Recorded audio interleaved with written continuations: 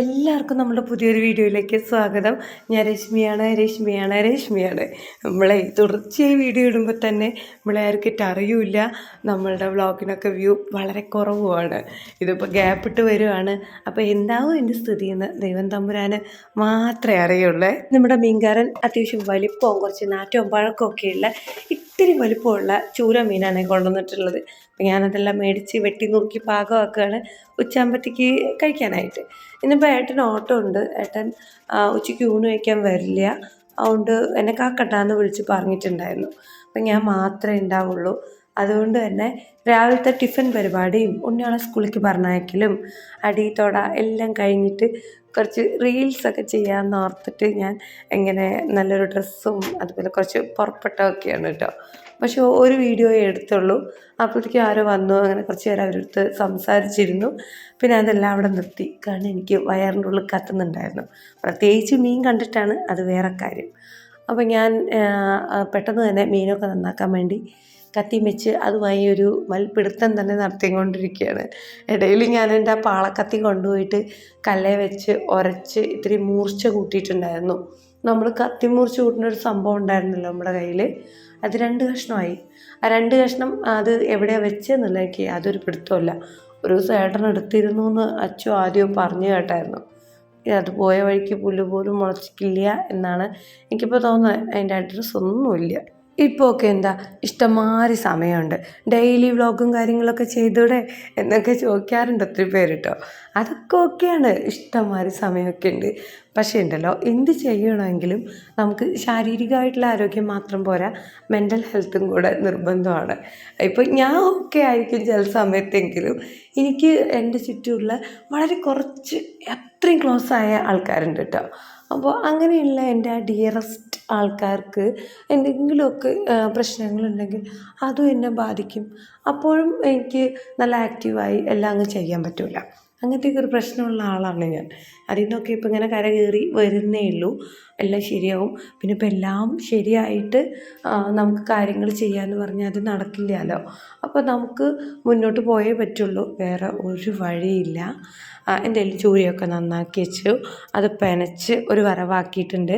പിന്നെ നമ്മുടെ ചൂരയുടെ തലയുടെ ആ ഉള്ളിലത്തെ സാധനങ്ങളെല്ലാം എടുത്തിട്ട് പെൺകുട്ടിക്ക് അങ്ങനെ ഒരു കറിയാക്കി വെച്ചിട്ടുണ്ട് കേട്ടോ. തൊട്ട് മുന്നേ ഞാൻ പോസ്റ്റ് ചെയ്തിട്ടുള്ള ലോങ് വീഡിയോ കണ്ടവർക്കറിയാം എനിക്ക് നല്ലൊരു പണി കിട്ടിയെന്നുള്ളത്. എൻ്റെ ചെവിയുടെ ഉള്ളിലൊരു ചെള്ളൊക്കെ കയറിയില്ലേ. അപ്പോൾ കുറേ പേര് പറഞ്ഞു പെൺകുട്ടിയുടെ മേലെന്നായിരിക്കും, പെൺകുട്ടിയെ ശ്രദ്ധിക്കുക അങ്ങനെയൊക്കെ. അപ്പം ഞാൻ പിങ്കൂസിനെയൊക്കെ ശ്രദ്ധിച്ചിട്ടുമുണ്ട്. പക്ഷെ അവളുടെ മേൽ ഇങ്ങനത്തെ ഒന്നും ഇന്നുവരെ ശ്രദ്ധയിൽപ്പെട്ടിട്ടില്ല കേട്ടോ.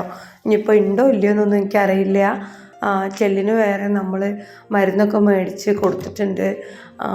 പെയിനും ചെല്ലൊന്നും ഇല്ലാണ്ടിരിക്കാനുള്ള സോപ്പും ഷാമ്പും ഒക്കെയാണ് യൂസ് ആക്കുന്നതും.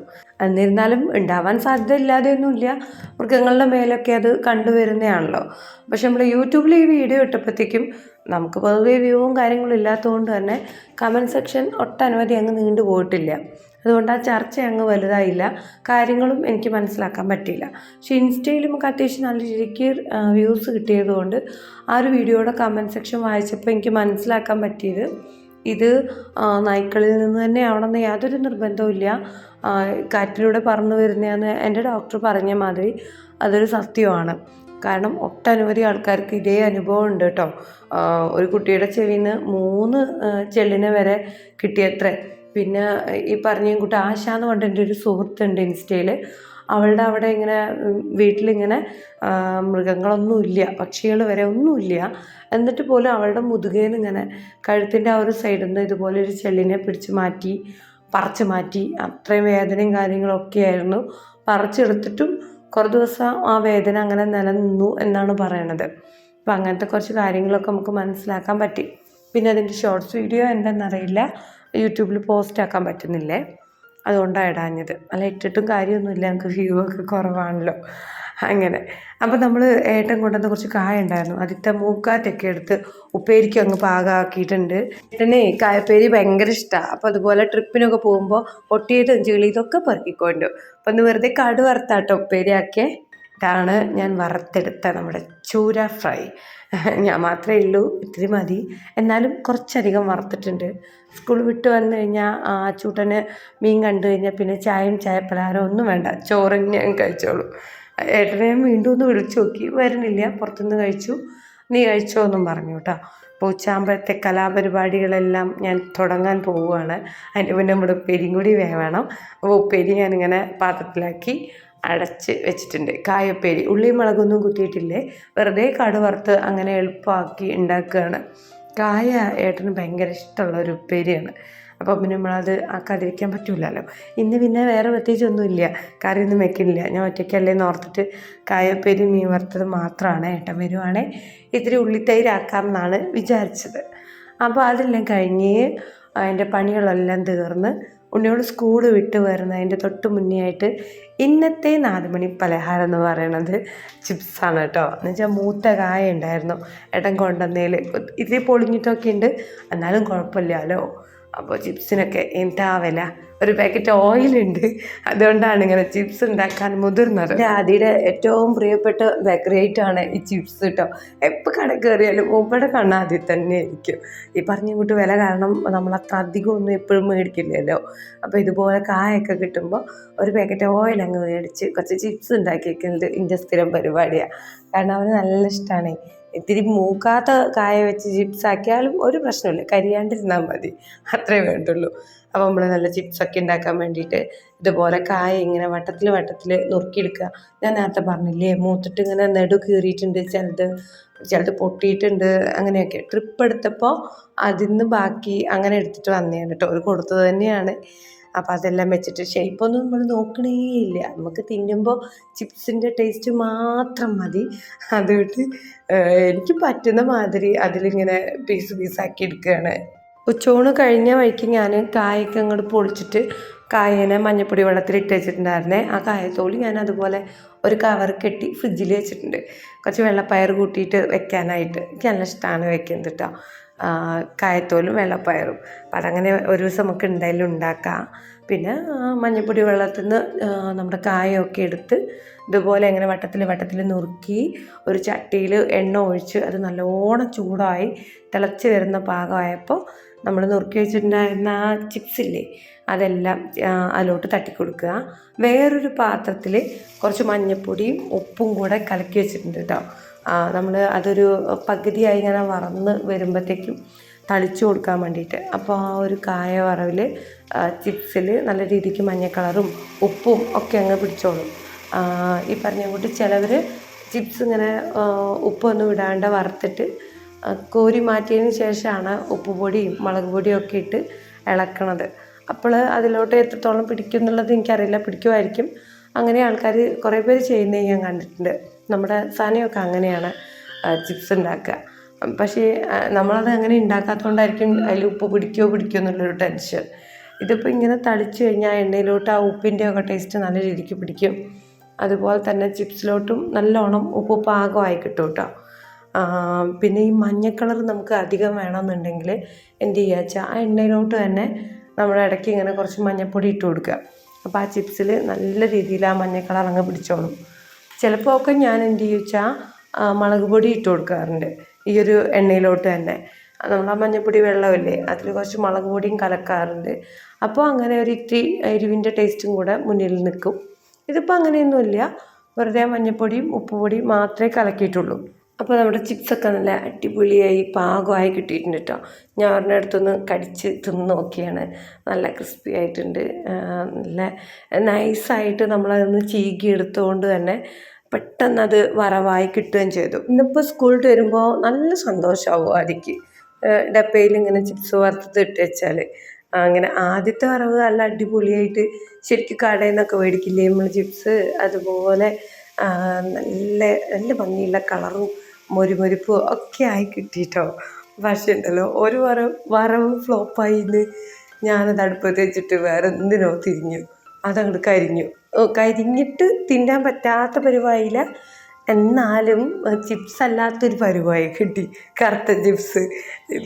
ഇതൊക്കെ മഞ്ഞ ചിപ്സ് ആണെങ്കിൽ ആ ഒരു സെക്ഷൻ മാത്രം കറുത്ത ചിപ്സ്. അതെന്തായാലും ഇപ്പോൾ അവിടെ ഇരിക്കട്ടെ, TV കാണുന്ന കൂട്ടത്തിൽ പ്ലേറ്റായിട്ട് നീക്കി വെച്ചാൽ ചിലപ്പോൾ അതും താനെ അങ്ങ് കഴിഞ്ഞോളും. അപ്പോൾ ചിപ്സിൻ്റെ പരിപാടിയൊക്കെ അങ്ങനെ തദൃശ്യമായി നടന്നുകൊണ്ടിരിക്കുകയാണ്. നമ്മൾ ഈ അമ്മമാർക്കുണ്ടല്ലോ നേരെ വലിച്ചായി കഴിഞ്ഞാൽ എന്താ ഇപ്പോൾ ടിഫിനാക്കി കറിയൊക്കെ എന്ന് ടെൻഷൻ.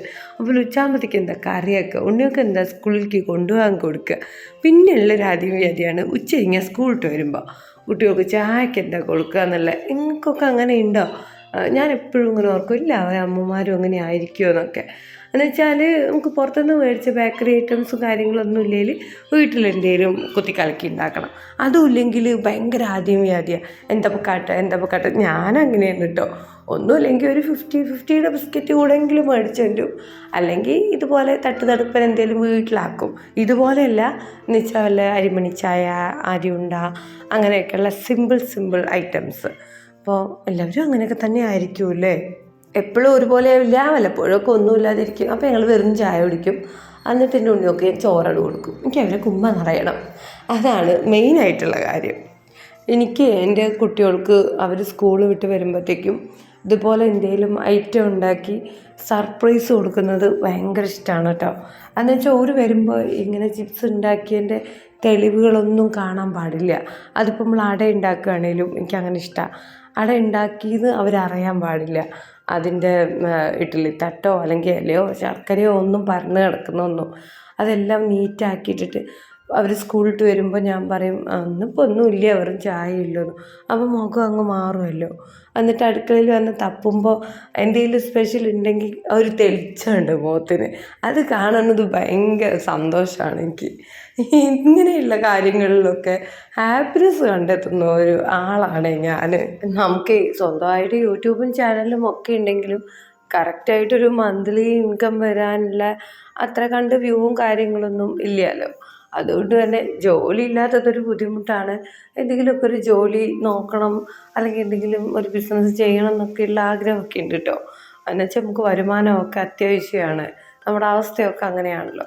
പക്ഷെ എൻ്റെ ജോലി പോയതിലും എനിക്കിനി ജോലി കിട്ടാതിരിക്കാനും ഏറ്റവും കൂടുതൽ ആഗ്രഹിക്കുന്നത് എൻ്റെ ഏറ്റവും പ്രിയപ്പെട്ട ഒരാളാണെന്ന് പറഞ്ഞാൽ നിങ്ങൾക്കത് വിശ്വസിക്കാൻ പറ്റുമോ ഇല്ലയോ എന്ന് എനിക്കറിയില്ല.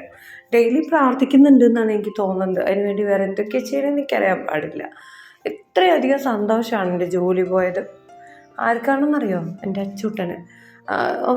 അവരെന്തോ ആസ്വദിക്കുന്നുണ്ടെന്നറിയോ എൻ്റെ ജോലി പോയ അവസ്ഥ. അവനിഷ്ടമാണ് അത്രേ. അവന് സ്കൂളിൽ പോകുമ്പോഴും സ്കൂളിൽ വിട്ട് വരുമ്പോഴും ഞാൻ വീട്ടിലുണ്ടാവുന്നത്. അത് ഇഷ്ടത്തിനപ്പുറം അതൊരു വലിയ ആശ്വാസമാണെന്നാണ് പറയുന്നത്. സ്കൂളിലൊക്കെ ഇരിക്കുമ്പോൾ സമാധാനമാണ് അത്രേ. എൻ്റെ അമ്മ വീട്ടിലുണ്ട്, സ്കൂൾ വിട്ട് ഓടിച്ചെല്ലുമ്പോൾ അമ്മ അവിടെ ഉണ്ടാവുന്നത്. പക്ഷെ അമ്മ ജോലിക്ക് പോണ സമയത്തൊക്കെ അവന് സങ്കടമാവും അത്രേ. അവൻ സ്കൂളിലാണ്, പക്ഷെ എൻ്റെ വീട്ടിൽ ആരും ഉണ്ടാവില്ലല്ലോ. എൻ്റെ അമ്മ ജോലി സ്ഥലത്താവുമല്ലോ, പെട്ടെന്ന് എനിക്ക് വീട്ടിൽ പോകേണ്ടി വന്നാൽ ഞാൻ ഒറ്റയ്ക്കാവുമല്ലോ എന്നൊക്കെ. അങ്ങനെയൊക്കെ ചിന്തിക്കുന്നവരുണ്ടാവുമോ എൻ്റെ ദൈവമേ. ഞാൻ പറഞ്ഞു എൻ്റെ പൊന്നുണ്ണിയെ, ഈ പോക്ക് പോയി കഴിഞ്ഞാൽ നമ്മൾ കുടുങ്ങും. അമ്മയ്ക്ക് ജോലി ഇല്ലാണ്ട് ശരിയാവില്ല, അച്ഛനെ അമ്മ മാത്രമല്ലേ ഹെൽപ്പ് ചെയ്യുള്ളൂ എന്നൊക്കെ. അപ്പോൾ അവൻ പറയുകയാണ്, അമ്മയ്ക്ക് യൂട്യൂബിൽ നിന്ന് കിട്ടുമെന്നേ പൈസയൊക്കെ. അപ്പോൾ ഞാൻ പറഞ്ഞു, പൊന്നെ അതൊക്കെ നല്ല വ്യൂവും കാര്യങ്ങളൊക്കെ ഉള്ളവർക്കാണ് മന്ത്ലി ഇൻകം ആയിട്ടൊക്കെ കിട്ടുള്ളൂ. അതല്ലാന്നുണ്ടെങ്കിൽ കിട്ടിയാൽ കിട്ടി, പോയാൽ പോയി, ആ ഒരവസ്ഥയാണ്. അപ്പോൾ അവൻ്റെ അടുത്ത് പറയുക, നമുക്ക് പ്രതീക്ഷ കൈവിടണ്ട, എങ്ങനെയെങ്കിലും പിടിച്ചിക്കുക. ഏതെങ്കിലും ഒരു സമയത്ത് യൂട്യൂബ് ദൈവം അമ്മയും നമ്മളെ അനുഗ്രഹിക്കുമെന്ന്. അവൻ്റെ ആ വാക്കും കേട്ട് ഞാൻ മുന്നോട്ട് പോകുമെന്നല്ലാണ്ട് മറ്റ് ജോലി കാര്യങ്ങളൊന്നും അന്വേഷിച്ചിട്ടുമില്ല, കിട്ടിയിട്ടുമില്ല. എന്താ അറിയില്ല, ഈ പറഞ്ഞ കൂട്ട് എനിക്കും ഒരു മടി കൊണ്ടാണോ അല്ലെങ്കിൽ മൊത്തത്തിലൊരു മടുപ്പ്, പുറത്ത് പോകണം, ജോലി ചെയ്യണം എന്നുള്ള ആ സംഭവം അങ്ങ് എന്തോ ഒരു മാതിരി ആയിട്ടുണ്ട് കേട്ടോ. തൽക്കാലം നമ്മളൊന്നും നോക്കണില്ല. പക്ഷെ പോകെ എങ്ങനെയെങ്കിലും അന്വേഷിച്ച് നല്ലത് കിട്ടുവാണെങ്കിൽ എടുക്കണം. വേറെ എന്തെങ്കിലും സ്വന്തമായിട്ട് ചെയ്യാൻ പറ്റുവാണെങ്കിൽ ചെയ്യണം. വെറുതെ പ്ലാൻ ചെയ്യുക, നടക്കുന്ന മാതിരി നടക്കട്ടെ അല്ലേ. ഈയൊരു ഇരുമ്പും ചട്ടി മയങ്ങി കൈ കിട്ടിയതോട് കൂടിയിട്ട് ഞാൻ രക്ഷപ്പെട്ടിട്ടുണ്ട് കേട്ടോ. എന്ന് വെച്ചാൽ നമുക്ക് ഒരു വടിക്ക് പല പക്ഷികളാണ്.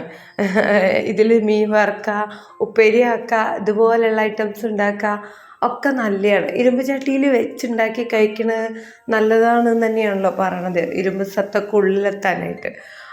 അതുമാത്രമല്ല, ഇതങ്ങ് ചൂടായി കഴിഞ്ഞാൽ പാത്രത്തിന് ചൂടെപ്പോഴും ഉണ്ടാവും. അതുകൊണ്ട് തന്നെ ഇതിൽ എന്തുണ്ടാക്കാനും നല്ല എളുപ്പമാണ്, പെട്ടെന്നാവും, അടിയിലൊട്ടും തന്നെ പിടിക്കുകയും ചെയ്യില്ലേ. കണ്ടല്ലേ, ചിപ്സൊക്കെ നല്ല സൂപ്പറായി അടിപൊളിയായിട്ട് കിട്ടിയിട്ടുണ്ട് കേട്ടോ. നല്ല നൈസായതുകൊണ്ട് തന്നെ പെട്ടെന്ന് മൊരിഞ്ഞ് നല്ല പാകമാക്കി അങ്ങ് കിട്ടിയിട്ടുണ്ട്. ഇതുപോലെയാണ് നമ്മുടെ ആ മഞ്ഞപ്പൊടി വെള്ളമൊക്കെ. ഇത് നോക്കി, നമ്മൾ ഫസ്റ്റ് വറുത്തെടുത്ത ആ ഒരു സെക്ഷനാണ്.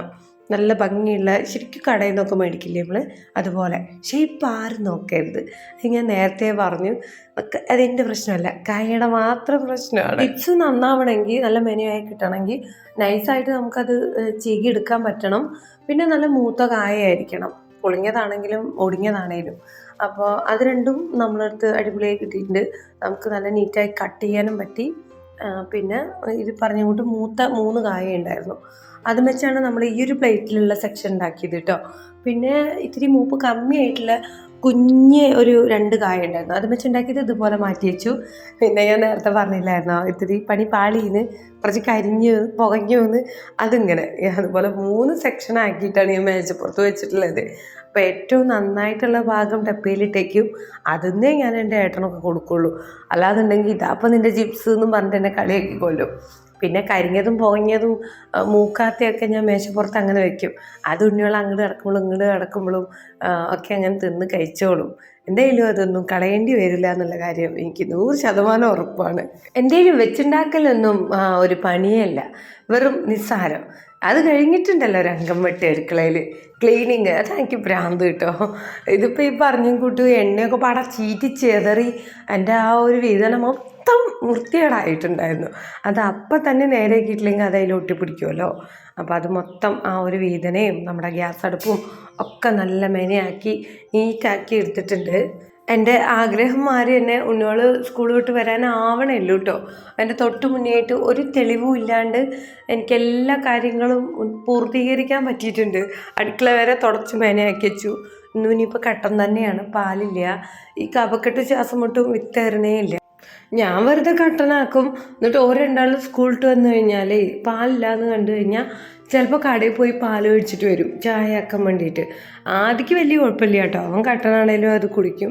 സൈഡായിട്ട് എന്തെങ്കിലും കഴിക്കാൻ വേണമെന്ന് മാത്രം. പക്ഷെ എൻ്റെ ചെറുത് പാല് സമ്മതിക്കുകയും ചെയ്യില്ല, അവനന്ന് പാൽ ചായ നിർബന്ധം. ഇന്നിപ്പോൾ അവൻ ഒരു പരാതിയും പരിഭവവും പറയില്ല, എനിക്ക് 100% ഉറപ്പാണ്. എന്താ വെച്ചാൽ ചൂതാമീൻ വറുത്തതുണ്ടല്ലോ, ഇറച്ചി മീനും ഉണ്ടെങ്കിൽ എൻ്റെ കുട്ടിക്ക് ബേക്കറി വേണ്ട പൊക്കറി വേണ്ട കേട്ടോ, അത് വേറെ കാര്യം. അപ്പം എനിക്ക് സമാധാനമാണ്. അല്ലാന്നുണ്ടെങ്കിൽ എനിക്ക് ചെവി തല സൗര്യം തരില്ല, കുറുകുറാ പറഞ്ഞുകൊണ്ടിരിക്കും. ഒത്തിരി വിശേഷങ്ങളൊന്നും ഇല്ല കേട്ടോ. കുറച്ച് കാര്യങ്ങളെല്ലാം ഉൾക്കൊള്ളിച്ചും കൊണ്ട് ഒരു വീഡിയോ ആക്കി എടുത്തതാണ്. നമുക്ക് ഈ പറഞ്ഞ കൂട്ട് വ്ളോഗിന് വേണ്ടിയിട്ട് എന്തെങ്കിലുമൊക്കെ കാണിക്കാനും ചെയ്യാനും ഒന്നും പറ്റില്ല, അതിനൊന്നും പറ്റിയൊരു സാഹചര്യമില്ല. നമ്മളെ വീട്ടിൽ നമ്മുടെ ജീവിതം, നമ്മുടെ രീതികൾ ഇതൊക്കെയാണ്. അപ്പോൾ ആ കാര്യങ്ങളെല്ലാം ഉൾക്കൊള്ളിച്ചുകൊണ്ട് തട്ടിക്കൂട്ടി വീഡിയോ ആക്കണതാണ്. നിങ്ങൾക്ക് എത്രത്തോളം ഇഷ്ടപ്പെടുന്നുണ്ട്, നിങ്ങൾക്ക് എത്രത്തോളം ബോറടിക്കുന്നുണ്ട് എന്നൊന്നും എനിക്കൊരു ധാരണയില്ല. എനിക്കറിയാം അവസ്ഥ എന്താണെന്നൊരു ധാരണയുണ്ട്, കാരണം നമ്മളെ വ്യൂ കാണുമ്പോൾ നമുക്ക് മനസ്സിലാവുമല്ലോ അത്. അപ്പോൾ നമുക്ക് പറ്റുന്ന മാതിരിയൊക്കെ എങ്കിലും സപ്പോർട്ട് ചെയ്യും. ഈ പറഞ്ഞ കൂട്ട് വ്യൂവും കാര്യങ്ങളും ഒന്നും ഇല്ലെങ്കിലും എന്നെക്കൊണ്ട് പറ്റുന്ന മാതിരി ഞാൻ വീഡിയോ ഒക്കെ ഇട്ടിട്ട് ഇത് തന്നെ പിടിച്ചെടുക്കാൻ നോക്കും മാക്സിമം.